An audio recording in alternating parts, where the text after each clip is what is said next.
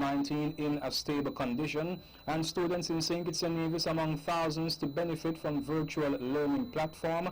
Regionally, Trinidad and Tobago records fourth death from COVID-19, cases rise to 89. Internationally, Spain's deaths pass 9,000 as infection of COVID-19 rate slows. And in sports, Brooklyn Nets Kevin Durant and 3 Nets teammates who tested positive for coronavirus now symptom-free. We'll have the details to these and other stories after this short break.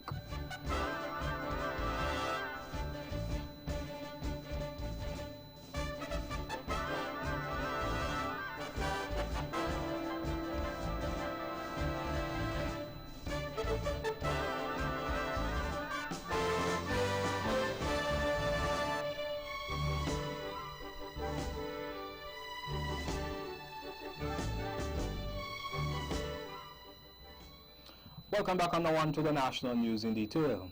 Are there any recovered cases of the virus? How are the persons doing? Those were the questions the viewer Newsline posed to the Chief Medical Officer CMO Dr. Hazel Laws during a virtual briefing today, April 1st, in light of the cases of the coronavirus in the Federation. So far, St. Kitts and Nevis has 8 confirmed cases of coronavirus. Dr. Laws gave this response to the questions posed. To date, we have 8 confirmed cases, and their conditions remain stable based on the information that I have. And I cannot say that they have recovered officially. The first 2, we are monitoring them, and they would have to be tested in order for us to confirm that they have fully recovered. And so this is a process. And so at present, we do not have any patients who have recovered, but they are all in a stable condition based on the information that we have. Chief Medical Officer CMO Dr. Hazel Laws. Kindergarten, primary and secondary school students here in St. Kitts and Nevis are among several countries to benefit from the Flow Study Program free of charge from now through June 15th. According to a release from Flow, the Cable and Wireless Charitable Foundation CWCF, in partnership with Flow and One-on-One Educational Services Limited, joined forces to provide access to the comprehensive virtual education platform, which offers a wide array of educational content, enabling students to continue their studies at home during the COVID-19 crisis. Therefore, students in Antigua and Barbuda, Anguilla, Barbados, British Virgin Islands, BVI, Cayman Islands, Dominica, Grenada, Montserrat, St. Kitts and Nevis, St. Lucia, St. Vincent and the Grenadines, Trinidad and Tobago, and Turks and Caicos Islands will benefit from this initiative. The Flow Study Program, powered by One-on-One, is available to all students across the Caribbean regardless of their network operator. Angie Smith, CEO of C&W Communications, operator of the Flow brand and chairperson of the CWCF, said during these times of crisis, we must join forces to ensure that our children, families and communities are supported. Students aged 5 to 18 will have access to the curriculum used in their schools. Access is available via Flow Study e-learning services through the Flow Study mobile apps or on Android phone at flowstudy.co/registration. In more national news, I strongly reiterate that there is no need to engage in impulsive buying. There is an adequate stock of food on hand. This week alone, some 57 containers are arriving with food, vegetables, and beverages. The short point is that vessels are coming on schedule every week. That's Prime Minister Dr. the Honorable Timothy Harris. Following the announcement of St. Kitts and Nevis's 8th case of the dreaded coronavirus, the Prime Minister on Monday evening announced that the nation will be in total lockdown from Tuesday night at 7 p.m. to April 3rd at 6 a.m. In essence, supermarkets, stores, etc. here in the Federation will remain closed, and all are asked to remain in their homes during that period. Essential workers such as police officers, fire officers, nurses and doctors, as well as media workers, are permitted to carry out their duties. The Prime Minister also urged that in spite of the lockdown and the cases of COVID-19, enough food is here. Do not go out shopping centers to purchase and stockpile food that may very well expire and ultimately be a waste of money as you would have to dispose of it. An adequate supply is in hand for the next 6 to 8 weeks. I urge you to please act calmly and wisely.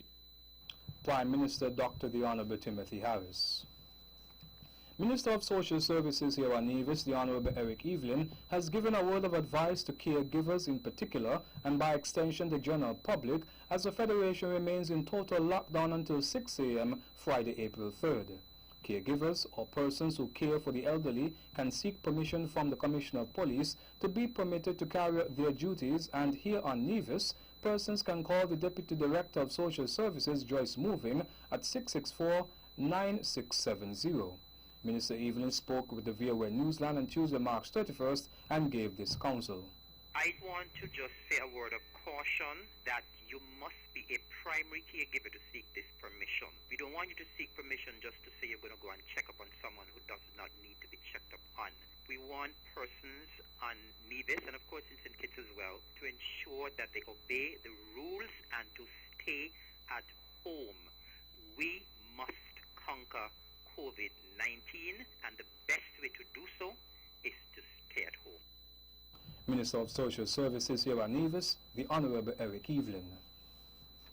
Persons who purchased their tickets for the 2020 edition of the St. Kitts Music Festival have been assured that provision is made for them in spite of the postponement. Minister of Tourism, the Honorable Lindsay Grant, announced last Thursday, March 26th, that the festival, which was slated for June 24th to the 28th, 2020, has been postponed and rescheduled to June 23rd to the 27th, 2021. This came on the heels of the Federation of St. Kitts and Nevis recording its first 2 cases of the coronavirus last Wednesday, March 25th. Minister Grant explains. Patrons who have already purchased their tickets online will be protected, and their purchases will remain valid going forward. We encourage car rental companies, hotels, and other places of accommodation to waive any applicable penalties that ordinarily would have pertained regarding cancellations and or rebookings. Minister of Tourism, the Honorable Lindsay Grant. The Embassy of St. Kitts and Nevis in Taiwan sent 3 life-saving ventilators to St. Kitts and Nevis to aid in the fight against the outbreak and for treatment of the COVID-19 virus. The type of ventilators sourced was decided after Ambassador of St. Kitts and Nevis in Taiwan, Her Excellency Jasmine Huggins, sought the advice of the prestigious Taipei Veterans General Hospital. These machines were purchased by friends and associates, including ACE Cultural and Educational Foundation, after urgent requests by Ambassador Huggins. The generous donations of the Vila ventilator machines have an approximate cost of $19,000 United States dollars each. The machines are in short supply worldwide as countries with large and small economies scramble to secure a sufficient number to help those with severe cases of the COVID-19 virus. And the VOA Newsline has received reports that 2 individuals were arrested today, April 1st, during the total lockdown here in St. Kitts and Nevis. According to videos and pictures on social media, the individuals were Chinese nationals who apparently operate a supermarket in Basti, St. Kitts. In light of the current lockdown, no establishments are permitted to operate. Only essential workers such as police officers, fire officers, nurses and doctors, as well as media workers, are permitted to carry out their duties. The VOA Newsline will provide more on this story as it develops. And that's it for our national news segment. You can visit our website at www.vonradio.com, or you can check us out on Facebook at Von Radio or our Von Radio YouTube channel for these and other stories. News from across the region is next.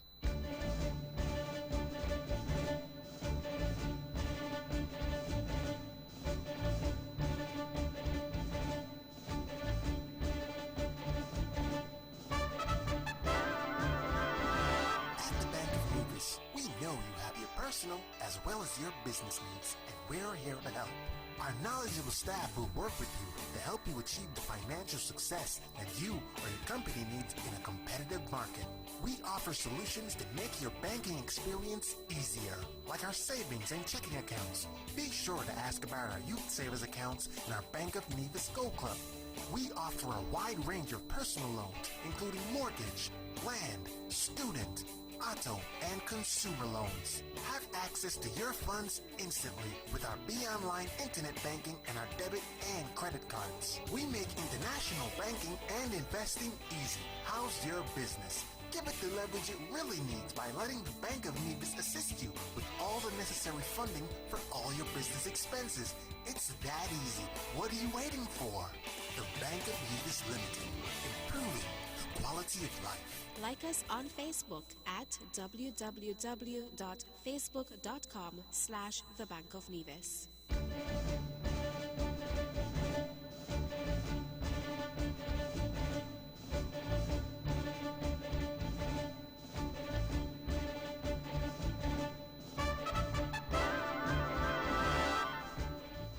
Welcome back on the one to the regional news. In Trinidad and Tobago, an elderly woman who with a pre-existing condition has become the fourth person to die from the coronavirus after testing positive for the disease. The Ministry of Health made the disclosure in a late-night bulletin last night, in which it also said that 2 more people tested positive for the virus. The latest positive tests bring the total to 89, with only 1 person recovering and discharged from the hospital so far. The first COVID-19 patient to die was a 77-year-old man. He passed away last Wednesday at the Cova Hospital. A day later, an 80-year-old man who was quarantined at Camp Balanja before his transfer to the Cova Hospital also passed away. The third death was recorded on Tuesday, but no details about the individual were provided. News from Jamaica. Health officials reported on Tuesday that a 13-year-old boy is one of the latest people to be confirmed with the novel coronavirus, as they also announced that a second person who tested positive had died. The teen was one of the 2 newest cases reported by the Ministry of Health, which said the mode of transmission is under investigation. The other patient is a 48-year-old Jamaican woman with a travel history from Boston, Atlanta, United States. She arrived in the island on March 24th, according to Caribbean 360. There are now 38 confirmed cases of COVID-19 in Jamaica. As an 8 p.m. to 6 a.m. curfew in Antigua and Barbuda is to be replaced by a 1-week lockdown from midnight to help stem the spread of the novel coronavirus, for which 7 people in the Twin Island nation have tested positive so far. Prime Minister Gaston Brown made the announcement in a virtual address to Parliament yesterday, as he said that the limited curfew is not working. He also said the state of emergency announced on March 25th, which prohibited everybody but essential workers from working, has been extended to 60 days. Mr. Brown warned that the country's healthcare system could not cope with an influx of critically ill COVID-19 patients. Still in Antigua and Barbuda, 2 violators of the mandatory curfew rules put in place to curb the spread of the coronavirus have been convicted and ordered to pay fines totaling $6,000. According to a police press release, Otis Nash, a 48-year-old man from Coolidge, was charged with failing to comply with the restrictions when he appeared before Chief Magistrate Walsh at St. John's Magistrates Court on Tuesday. Police officers attached to Grays Farm Police Station were on patrol in the city early Monday morning and arrested Nash after they saw him on Market Street at about 5:30 a.m. He pleaded guilty and was ordered to pay $5,000 forthwith or serve 6 months in prison. Police continue to appeal to the general public to conform to the established curfew laws in order to reduce the spread of the coronavirus. The Jamaican government says as of Tuesday, retailers found to be charging customers excessive prices for goods during the coronavirus pandemic can be fined up to $2 million in Jamaican currency or sentenced to 2 years imprisonment. Both the House of Representatives and the Senate have approved the trade sale of goods during the period of declaration of Disaster Area Order 2020 as a means of stamping out recent cases of price gouging stemming from the COVID-19 crisis. Under the order, no person whose business includes the retail sale of goods shall sell any necessary goods to another person at a price higher than the price charged immediately before the coming into force of the Disaster Risk Management Declaration of Disaster Area Order 2020 on March 18th. This is unless that person proves that the difference in the price in question is attributable solely to the cost to business concerned for obtaining the particular goods. In Guyana, the Chedi Jagan International Airport and the Eugene Correa International Airport will remain closed to international flights until May 1st, 2020. This decision was taken in an effort to reduce the transmission of COVID-19 and was based on a request made by the Guyana Civil Aviation Authority, the Ministry of Public Infrastructure said. In a letter to Minister David Patterson, the GCAA stated that the original 2-week period, March 19th to April 1st, 2020, was very effective and assisted tremendously with slowing the spread of COVID-19 by limiting international contacts. As of March 31st, Guyana had recorded 12 cases of COVID-19, including 2 deaths. Elsewhere, effective 6:01 on Thursday, April 2nd, the British Virgin Islands will be placed under a new curfew that will last another 14 days, which will help to manage the spread of the coronavirus locally. On Tuesday evening, March 31st, Governor Augustus Jasford said there will be changes to this new extended curfew. Under this new curfew regime, the governor said there will be an absolute curfew from 6 p.m. to 6 a.m., then a limited and managed curfew from 6 a.m. to 6 p.m. daily. And a 4.4 magnitude earthquake occurred in the Eastern Caribbean early Tuesday morning, and while there were no reports of damage or injury, some residents reported feeling the tremor. The quake, which occurred at around 2:42 a.m., was recorded 25 kilometers northwest of Antigua and Barbuda, and it struck at a depth of 103 kilometers. Residents of the impacted islands reported to the University of the West Indies Seismic Research Center, Research Unit in Trinidad, that they felt the shaking. And that brings us to the end of our regional news segment. Stay with us for news around the world.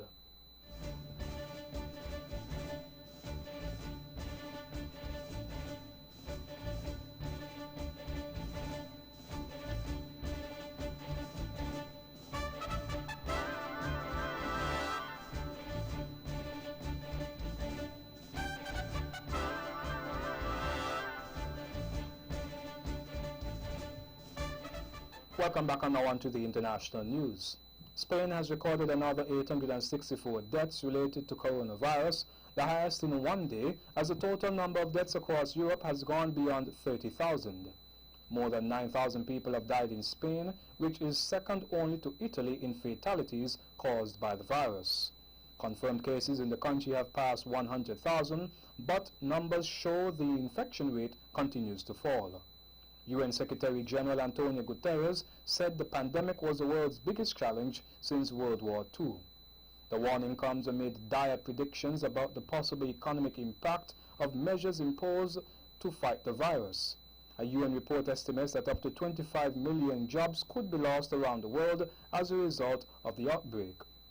The number of confirmed cases globally as at 11 a.m. today were 885,478, with 44,215 deaths and 185,221 recovered cases of the virus.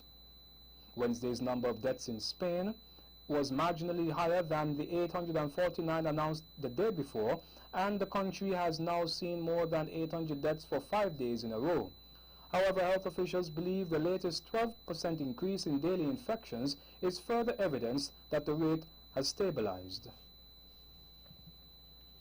There was no sugarcoating at this time, no optimistic talk of miracle cures or Easter time business reopenings, as there was just a cold, hard reality of the facts on the ground, as President Donald Trump said in his Tuesday afternoon press conference that he wants every American to be prepared for the hard days that lie ahead.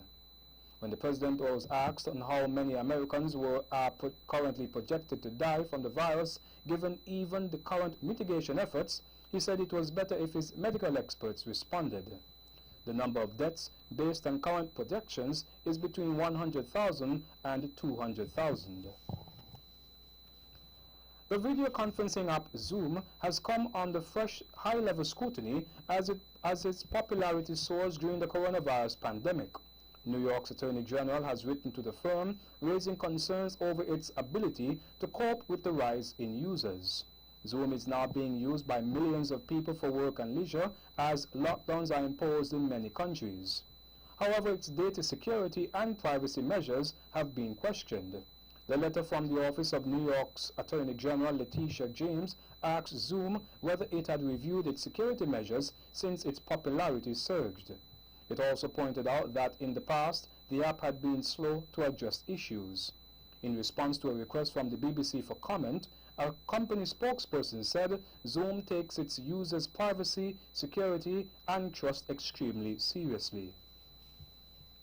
And a woman has been fined for breaching coronavirus restrictions after she refused to tell police who she was and why she was at a railway station. Marie Deneau, 41, from York in Europe, was arrested at Newcastle Central Station at 8 o'clock GMT on Saturday. North Tyneside Magistrates Court imposed a £660 fine under the Coronavirus Act 2020 on Monday. Deneau, who did not enter a plea, was also ordered to pay a victim surcharge of £66 and costs of up to £85. British Transport Police Assistant Chief Constable Sean O'Callaghan said enforcement of the new legislation was a last resort. People risk committing an offence if they appear to be breaching restrictions laid out in the emergency legislation and fail to give a reasonable excuse when challenged. And that brings us to the end of our news segment. The latest in sports is next.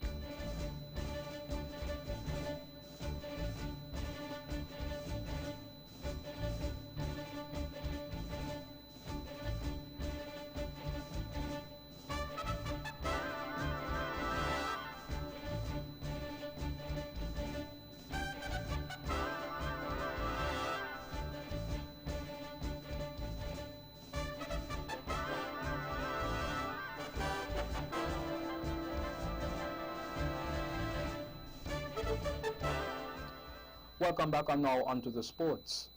In basketball, Kevin Durant and his other 3 unnamed Brooklyn Nets teammates that tested positive for the novel coronavirus are now symptom-free, according to General Manager Sean Marks. Those who are free of any symptoms include the coaching staff and the traveling party that went to San Francisco, according to Alex Schiffer of The Atlantic. Recently, the Utah Jazz were cleared from the coronavirus after isolating for 14 days, including Rudy Gobert and Donovan Mitchell, the first 2 players to test positive for the virus, according to ClutchPoints.com. Much like the Jazz, the Nets are expected to remain isolated during this social distancing period to flatten the curve of infection. Those who contracted the virus could soon be asked to donate plasma, much like Jazz players were. Boston Celtics guard Marcus Smart, who also contracted the virus, noted he will donate his plasma to the National COVID-19 Convalescent Plasma Project, which will help with research of this deadly pandemic and even help to find a potential vaccine. Those who fight off the virus develop antibodies in their plasma that could help develop a vaccine, something precious at this time and age. Cricket West Indies CWI President Ricky Skerritt has assured the region that presidential term limits are still on the cards and will be addressed once the Webby governance report is submitted within the next month. Skerritt, who assumed the top CWI post exactly a year ago, along with Vice President Dr. Kishore Shallow, had proposed a 6-year term limit on the presidency as part of their recommendation for governance reform. The CWI president said he expected that issue to be dealt with shortly when Jamaican businessman Don Webby completed his report. You will be hearing hopefully in another month or so of the Webby governance report, Skerritt told CNC3's The Morning Shot program. In tennis, Wimbledon has been cancelled for the first time since World War II because of the coronavirus pandemic. The tournament was due to be played between 29th June and 12th June 2020. The entire grass court season has been abandoned, and there will be no professional tennis anywhere in the world until at least July 13th. Wimbledon is the latest major summer sporting event to be called off, with Euro 2020 and the Tokyo Olympics postponed for 12 months. It follows the postponement of the French Open, which was due to begin in May but has been rescheduled to 20th September to 4th October 2020. In football, former Marseille president Pape Diouf has died aged 68 after contracting coronavirus, the club has announced. The Senegalese was president between 2005 and 2009 when Marseille finished second in Ligue 1 twice and reached 2 French Cup finals. They went on to win a first French league title in 18 years in 2010. Pape will remain in the hearts of the Marseillais forever as one of the great architects in the club's history, Marseille posted on Twitter. The Ligue de Football Professionnel LFP said journalist, agent, president of Olympique de Marseille, Pape Diouf, dedicated his whole life in service of football. Still in sports, in more football, all Champions League and Europa League matches have been suspended until further notice by UEFA because of the global coronavirus pandemic. All national team games in June have also been postponed, including playoff matches for Euro 2020, already postponed to 2021, and qualifying matches for the Women's Euro 2021. The European governing body's 55 member associations met today. The Premier League is suspended until at least April 30th. The Euro 2020 playoffs are set to feature Northern Ireland, the Republic of Ireland, and Scotland. And the England and Wales Cricket Board is facing the biggest challenge in its history, said Chief Executive Thomas Harrison, as he pledged £60 million of support to counties and clubs. No cricket will be played in England until at least May 28th because of the coronavirus pandemic.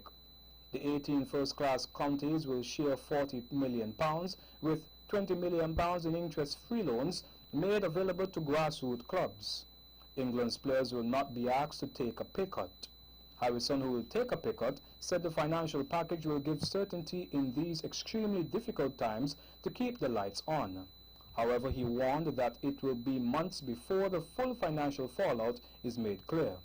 The £40 million is made up of 3 months of funds released early to help the immediate cash flow challenges faced by counties and county boards.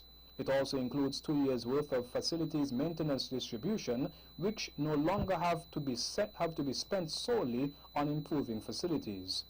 The county championship was due to start on April 12th, with England's first test of the summer against the West Indies scheduled to begin on June 4th, 2020. And that's it for sports. The weather is next.